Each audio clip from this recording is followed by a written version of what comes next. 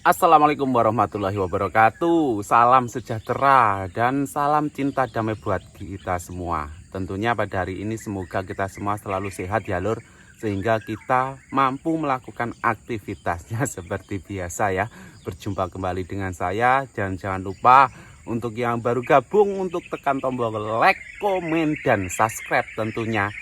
Jadi pada hari ini saya ingin sedikit mencari tahu juga lah tentang hal-hal yang unik, hal-hal yang belum saya tahu tentang di Malaysia ya lur. Banyak hal tentunya yang belum saya tahu, meskipun saya lama di Malaysia itu ada beberapa hal yang belum saya tahu. Sehingga saya ketika melihat YouTube ada seorang warga Indonesia kayaknya ya, dia berbagi cerita tentang sesuatu hal yang ada di Malaysia. Saya pun sangat tertarik dan saya ingin melihat video itu bersama teman-teman atau sedulurku semuanya untuk memberi masukan juga lah, apakah benar fakta ini atau gimana gitu ya. Bukan niat dan tidak ada niat untuk membandingkan antara negara saya dengan Malaysia, tidak. Intinya untuk mencari pengetahuan, sebab saya kan sudah lama di Malaysia juga, kok nggak tahu sih kok ini seperti ini gitu ya lur. Kita tengok sama-sama videonya ya. Dan di video kali ini aku pengen sharing ke kalian semua tentang fun facts atau fakta-fakta unik tentang Malaysia yang bikin aku agak bingung gitu pas pertama kali aku lihat di sana. Atau kalau nggak bikin bingung, bikin heran, atau yang menurut aku agak beda aja gitu dari Indonesia gitu ya. Jadi sebenarnya semuanya ini bukan hal yang aneh atau jelek, tapi kayak beda aja. Dan aku pikir unik banget, makanya aku pengen sharing ke kalian supaya kalian pada tambah pengetahuan dan supaya nggak pada penasaran ya. Nah langsung aja, nomor 1 adalah isi bensin mandiri guys. Jadi di Malaysia itu tidak ada orang yang ngisiin kalian bensin. Jadi misalnya nih kalian belok ke pom bensin. Kalau di Indonesia kan nanti dilayani langsung sama mas-mas atau mbak-mbak di pom bensinnya. Langsung ditanya mau isi berapa, atau kalian langsung request 100.000 gitu ya misalnya, atau isi full tank. Nah kalau di sana kalian harus pergi ke counternya sendiri di dalam, terus kalian bilang mau isi misalnya 20 ringgit atau 50 ringgit gitu ya. Betul sekali lur, kalau di Indonesia itu kan ada mbak-mbak, kalau yang jaga mbak-mbak lah ya. Mbak-mbak biasanya masih muda-muda, cantik gitu. Kalau kita hinggap di pom bensin atau kalau di sini stasiun minyak ya, biasanya ditanya kalau di Indonesia, Mas mau isi berapa, full tank atau berapa ribu, misal di sini berapa ringgit. Nanti dia yang melayani tutut tutut macam itu, terus diisikan, dilayani kalau di Indonesia. Kalau di sini kan boleh katakan layan sendiri, jalan ke counter gitu kan, tempat bapak-bapak atau cik-cik yang duduk yang melayani itu. Misalkan kalau saya isi minyak ya, kalau di sini kasih duit 50 ringgit isi penuh, tapi bawa grigan, bawa gallon itu diisi penuh ya lur ya. Kalau di sini kan seperti itu ya. Nah udah, terus kalian keluar untuk isi sendiri mobil kalian. Menurut aku sistem ini oke ya, karena mengurangi sumber daya manusia yang terlalu berlebihan. Cuma menurut kalian gimana? Kalau disuruh isi bensin sendiri, apakah kalian mau atau gimana? Let me know. Nah, sebetulnya dua-duanya baik kalau menurut saya. Kalau di Indonesia kan kalau dilayani juga jauh lebih baik juga ya. Sebab dilayani, diisikan sambil bisa nengok mbak-mbaknya yang comel-comel yang layani kan. Kalau di sini ya baiknya juga kita pun juga puas hati ngisi sendiri gitu kan ya. yang kedua, mereka punya KTP juga yang namanya adalah IC ya. Nah, itu tuh mereka biasanya fotonya udah dari kecil guys. Jadi kalau kita kan punya KTP, fotonya umur 17 tahun ya kan. Iya ya lur, memang sini IC kalau foto dari kecil ya lur.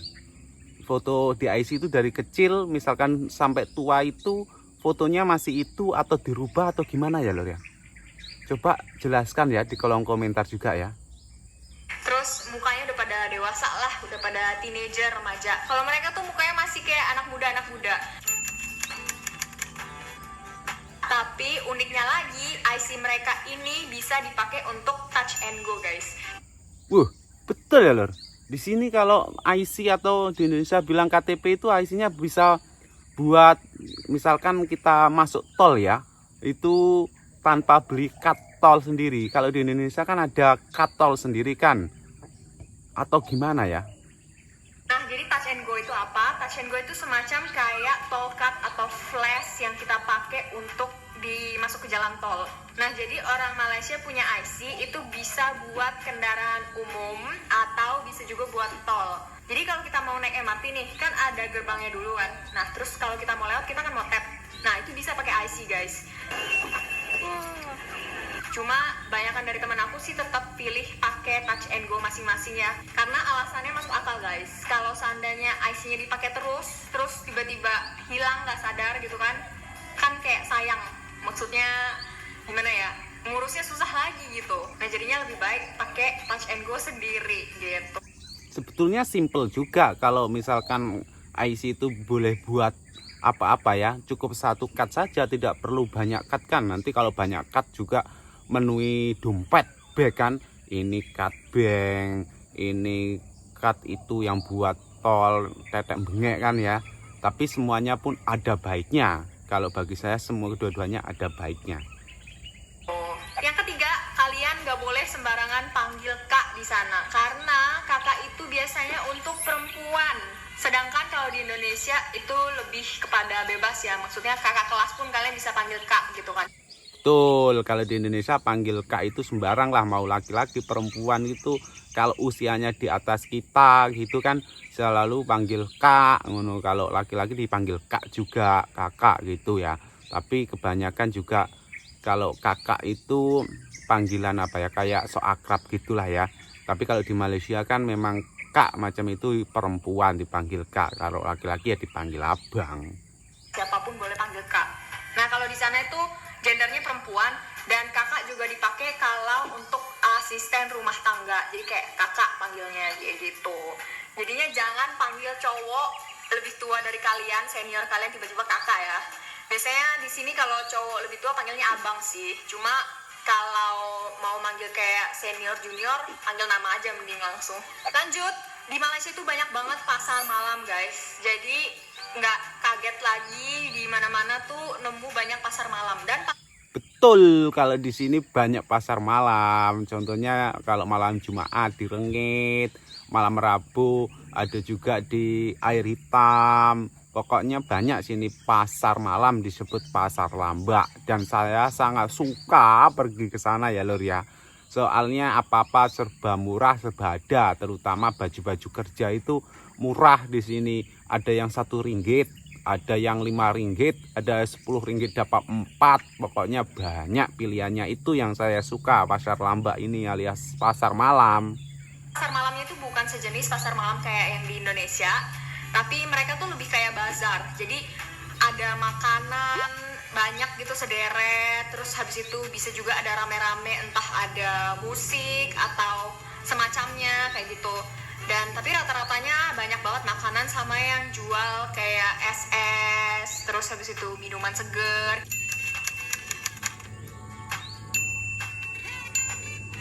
Di sana juga di pinggir jalan, tapi kayak ada tempat khususnya gitu loh guys.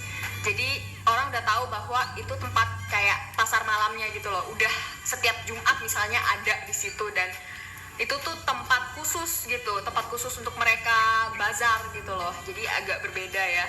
Terus kalau di Indonesia bilang ada pasar malam itu kayak ada karnaval ya lur.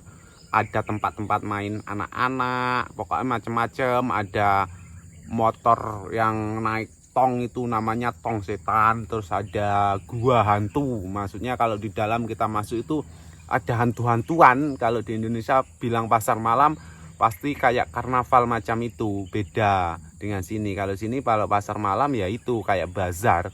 Jadi banyak penjual minuman, kue mueh, makan makanan, pokoknya banyak jenisnya ya seperti pasar. Kalau di sini pasar malam, bukan pasar malam seperti Indonesia seperti karnaval, tidak. selanjutnya ini yang bikin aku kaget guys. Jadi motor itu dibolehin buat masuk ke highway alias ke jalan tol. Iya ya lur, motor itu boleh masuk highway jalan tol ya lur. Baru tahu saya. Sebab di Indonesia kalau masuk tol dimarahin, pasti kena dendeng, kena saman ini kalau di Indonesia. Betul, tidak boleh, mau masuk gerbang tol pun tidak boleh. Kalau di sini betul-betul boleh ya? Nah, kalau di Indonesia kalian lihat motor masuk ke jalan apa tuh namanya, jalan tol, kan agak aneh ya, nggak ada gitu, nggak mungkin boleh. Nah, kalau di sana aku pas pertama kali lihat, loh, kok ada motor di dalam jalan tol? Terus aku nanya dong sama orang lokal di sana, oh ternyata motor boleh masuk highway kayak gitu. Jadinya ya menarik aja sih. Tapi menariknya juga motor di sana itu nggak sebanyak di Indonesia guys. Apalagi kayak di Jakarta ya, penuh banget sama motor. Kalau di sana itu orang prefer untuk beli mobil guys, karena harga mobilnya juga lumayan terjangkau gitu loh. Jadi sekalian aja beli mobil dibanding beli motor. Yeah. Lanjut, kalau kalian pergi ke bioskop, kalian bakalan agak bingung kok jam mulainya ngaret. Misalnya nih, kalau di Indonesia tulisan tiketnya itu jam 6.30. Kalian pasti masuk paling nggak 15 menit sebelumnya dong, misalnya, atau nggak 10 menit sebelumnya gitu ya, supaya nggak ketinggalan filmnya. Nah, tapi kalau di sana, misalnya tulisan di tiketnya adalah jam 6.30. Kalian masuknya jam 6.30 aja, karena nggak bakalan telat guys. Pintunya belum tentu buka. Kalian telat 5 menit, 10 menit pun nggak apa-apa, karena biasanya setelah 6.30 itu iklan dulu 10 menit paling nggak, baru mulai filmnya. Kalau di Indonesia kan selagi nunggu iklan kan. Kalau di sana kayak jamnya iklan baru mulai. Jadi kayak expect buat lebih ngaret jam keluarnya kayak gitu. Entah, Kalau aku bingung sih, kayak loh kok udah mau deket gerbangnya belum buka. Boh, aku ora tau nonton bioskop. Tak pernah nonton bioskop lor di sini. Nontonnya cuma handphone. Jadi tidak tahu kalau sing bab ini. Terus pas masuk, jadi yang pertama masuk. Jadi awalnya aku nggak tahu guys. Nah, lama-lama setelah itu aku baru tahu, oh ini mah setiap film kayak gini. Jadinya udah tahu deh kebiasaannya kayak gitu. Lanjut, fakta unik yang lain adalah, misalnya nih kalau di Indonesia kalian mau pergi travel naik pesawat, kalau domestik kan nggak mesti bawa paspor ya. Nah, uniknya kalau di Malaysia, kalau kalian mau pergi ke Sabah Sarawak dari Semenanjung, kalian itu harus bawa paspor guys. Dan begitu juga kebalikannya guys. Tapi setahu aku kalau di Semenanjung doang gitu ya, misalnya dari KL kalian mau ke Pineng, itu nggak mesti bawa paspor kalau orang lokalnya. Ya kalau foreigners tetap ya, foreigners kemana-mana tetap harus pakai Iya paspor. Karena dong. itu yang jadi data diri valid kita gitu kan ya. Jadi untuk kita sih nggak berlaku, sama-sama aja harus pakai paspor. Cuma aku ngomongin ini untuk orang lokalnya, oke?